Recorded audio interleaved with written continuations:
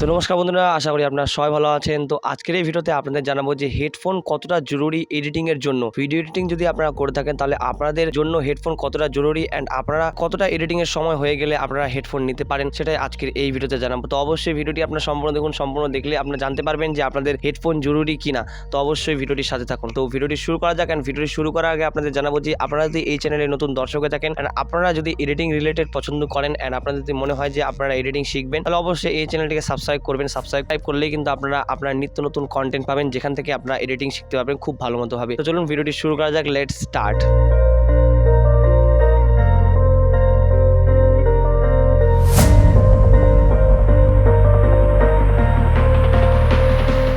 So নমস্কার বন্ধুরা, যেমনটা আপনাদের বলেছিলাম যে আপনাদের হেডফোন কতটা জরুরি আপনাদের এডিটিংয়ের ক্ষেত্রে, তো অবশ্যই আজকের এই ভিডিওতে জানাবো। তো আজকে আপনাদের প্রথমত অবস্থায় যেটা বলবো সেটা হচ্ছে হেডফোনের ব্যাপারে। সেটা হচ্ছে হেডফোন কারা ইউজ করে। যখন আপনারা হয়তো প্রফেশনাল ভিডিও এডিটিং করছেন তখন আপনাদের হেডফোন অবশ্যই জরুরি, কারণ আপনারা যখন বড় বড় শর্ট ফিল্মগুলো এডিট করেন এবং কোনো মিউজিক ভিডিও আছে, সেই মিউজিকগুলো আপনারা যখন এডিট করেন তখন আপনাদের ক্ষেত্রে হেডফোনটা অবশ্যই জরুরি। কারণ সেখানে মিউজিক ভিডিওতে কতটা হেডফোন জরুরি সেটা আমি বলছি না, কিন্তু শর্ট ফিল্ম যখন আপনারা এডিটিং করবেন তখন কিন্তু মাস্ট আপনাদের হেডফোনটা জরুরি। কারণ সেখানে আপনাদের অনেক ধরনের সাউন্ড এফেক্ট থাকে, অনেক ধরনের ফুটেজগুলোর মধ্যে অনেক ধরনের এসএফএক্স ব্যবহার করতে হয় সেই সাউন্ড এফেক্টগুলোকে খুব ভালো মতোভাবে ফিল করার জন্য অ্যান্ড সেটাকে ভালো মতোভাবে মনিটরিং করার জন্য অবশ্যই আপনাদের হেডফোনটা জরুরি অ্যান্ড হেডফোন আপনাদের খুবই জরুরি। অ্যান্ড সেই ক্ষেত্রে আপনাদের যদি বাজেট হেডফোন প্রয়োজন হয়, সেই বাজেট হেডফোন প্রয়োজন হলে আপনার ইয়ারফোনগুলো ইউজ করতে পারেন, বাট আপনাদের হেডফোন হলে কিন্তু খুবই বেশি সুবিধা হবে অ্যান্ড আপনারা সাউন্ডটা ভালো মতোভাবে কিন্তু মনিটরিং করতে পারবেন। তো এখন আপনাদের জানাবো যে আপনাদের হেডফোনটা তো জরুরি, আমি যেটা বললাম যে এডিটিংয়ের জন্য আপনাদের হেডফোনটা জরুরি। তো আপনাদের কতটা সময় হয়ে গেলে, আপনাদের এডিটিংয়ের এক্সপিরিয়েন্স কতটা হয়ে গেলে আপনাদের হেডফোনটা জরুরি হতে চলেছে সেটা আজকে এই ভিডিওতে জানাবো। যেমনটা আমি এখনো কিন্তু হেডফোন ইউজ করছি না, তো আমি কখন হেডফোন নিব। তো ফার্স্ট অফ অল যেটা বলবো আপনাদের সেটা হচ্ছে আপনারা যখন ভিডিও এডিটিং করবেন অন্য কোনো ক্লায়েন্টের, সো ক্লায়েন্টের ভিডিও যখন এডিটিং করবেন তখন আপনাদের যেটা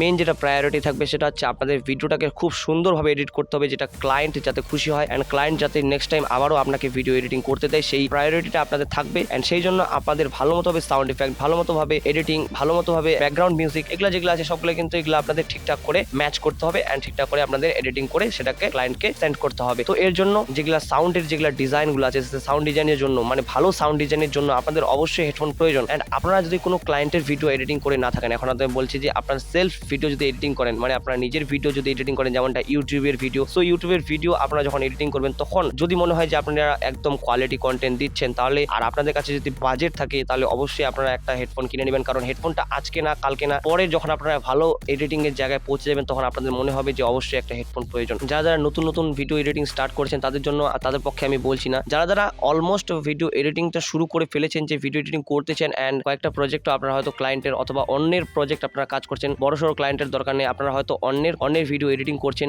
সেক্ষেত্রে আপনারা অবশ্যই হেডফোনটা ইউজ করুন অ্যান্ড যদি বাজেট থাকে। অ্যান্ড অবশ্যই যখন আপনারা কাউকে ভালো আউটপুট দিবেন তখন কিন্তু নেক্সট টাইম সে আবারও আপনার কাছেই আসবে। তো অবশ্যই ভালো এডিটিং করাটা কিন্তু পুরোটাই আপনার উপর। অ্যান্ড ভালো এডিটিং কিভাবে হবে, আপনারা যখন ভালো ইকুইপমেন্ট রাখবেন তখনই কিন্তু আপনার ভালো এডিটিং হবে। তো শুরু থেকে যেটা বলতে গেলে, শুরু থেকে তো মানে অত ভালো ইকুইপমেন্ট রাখা সম্ভব না, তবে যেগুলো আমাদের আয়ত্তে আছে সেগুলা অবশ্যই নেওয়া উচিত অ্যান্ড চেষ্টা করছি আমিও নিব অ্যান্ড দেখি কতদিনের মধ্যে নিতে পারি। অবশ্যই নিলে আপনাদের জানাবো অ্যান্ড এডিটিংটা আশা করি ভালো আসবে। অ্যান্ড আপাতত আমার যেটা স্পিকার আছে সেই স্পিকার দিয়ে আমি এডিটিং করতেছি, অতটা ভালো হচ্ছে না সাউন্ডটা, আমি বুঝতে পারছি যে সাউন্ডটা ওরকম আমি ভালো মতোভাবে ম্যাচ করতে পারছি না। অ্যান্ড যেটা এডিটিং আছে সেটা ঠিকই আছে, সেটা কালার গ্রেডিং হোক সেটা ঠিকই আছে, আমি বলছি না সেটা খারাপ আছে। আর যেটা সাউন্ডের যেটা আছে ব্যাকগ্রাউন্ড মিউজিক বলুন, সাউন্ড ইফেক্ট বলুন, এগুলা একটু ম্যাচ করতে একটু অসুবিধা হচ্ছে, আর হেডফোন নিলে সেটা পুরোপুরি সুবিধা হয়ে যাবে। আশা করি বুঝতে পেরেছেন। এইভাবেই কিন্তু আমি আপনাদের কম্পারিজনটা বললাম যে আপনাদের কতটা জরুরি অ্যান্ড কখন জরুরি সেটা আজকে এই ভিডিওতে জানিয়ে দিলাম। আশা করি আপনারা বুঝতে পেরেছেন। যদি কথা বুঝতে অসুবিধা নিচে কমেন্ট বক্সে অবশ্যই কমেন্ট করে যাবেন। সো